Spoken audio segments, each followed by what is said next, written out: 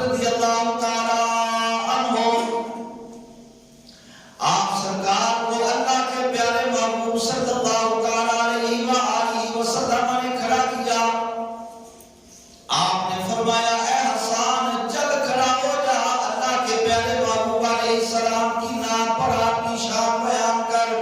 آپ کھڑے ہو گئے. آپ نے فرمایا حجوت محمدن فعجبت عنہ وعند اللہ فی ذلک الجزاء.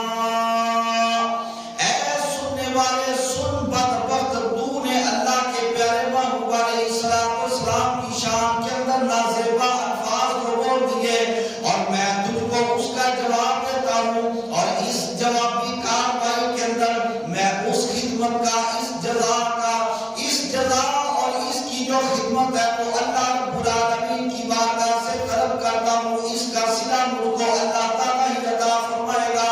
اتعلوه ولست له بكف فشركما لخيركما الفداء. کیا تو اس عظیم ہستی کی شان کے اندر اپنی زبان کو کھولتا ہے، تو جن کا کسی بھی لحاظ سے مقابلہ نہیں کر سکتا، جن کے سامنے تیری ذرہ برابر بھی کوئی حیثیت نہیں ہے، نہ کبھی ہو سکتی ہے. اور یہ بھی سن کے میں دعا کرتا ہوں کہ جو شریر ہے وہ اس پر فدا ہو جائے اور قربان ہو جائے، جو سراپا خیر و برکت ہے.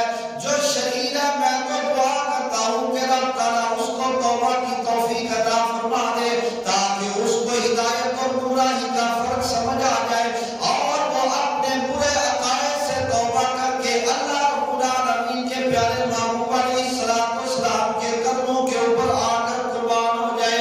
فَمَن يَهْدُ رَسُولَ اللَّهِ مِنْكُمْ وَيَمْدَحُهُ وَيَنْصُرُهُ سَوَاء. ایک وہ بندہ ہے جو نبی پاک علیہ السلام کی شان بیان کرتا ہے، اور ایک وہ بندہ ہے جو آپ کی شان کے اندر اپنی زبان تان دراز کرتا ہے.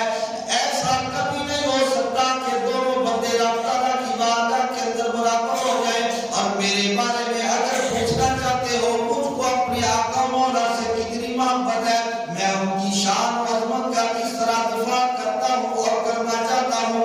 اگر میرے بارے میں تم یہ جاننا چاہتے ہو تو اتنا یاد رکھو، فَإِنَّ أَبِي وَوَالِدَتِي وَعِرْضِي لِعِرْضِ مُحَمَّدٍ مِّنْكُمْ وِقَاءٌ.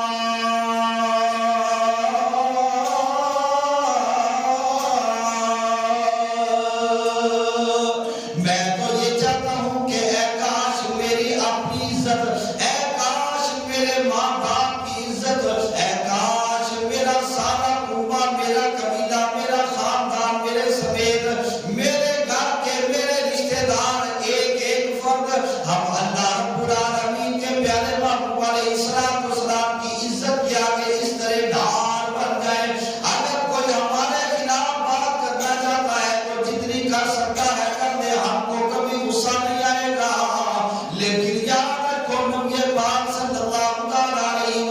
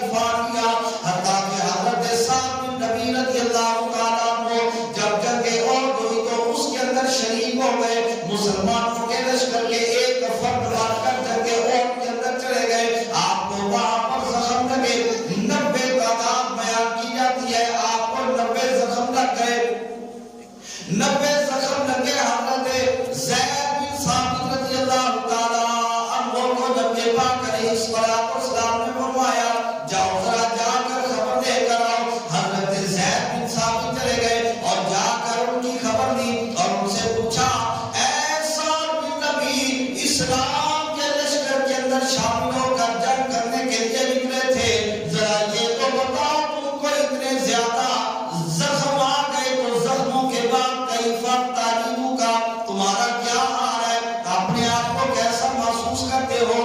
حضرت سعد بن نبی رضی اللہ تعالیٰ عنہ کے قربان جائے آپ سرکار نے میدان احد کی طرف منہ کر دیا. آپ احد کی طرف منہ کر کے فرمانے لگے اور مجھ سے کیفا تعلیموں کا یہ کہہ کر سوال کرنے والے سن لے, تیرے سوال کا جواب یہ ہے مجھے تو اس سمت سے خدا کی عزت کی قسم جنت کی خوشبو آ رہی ہے, مجھ کو تو اس سمت سے جنت کی خوشبو آ رہی ہے. اور حضرت سعد بن نبی نے فرمایا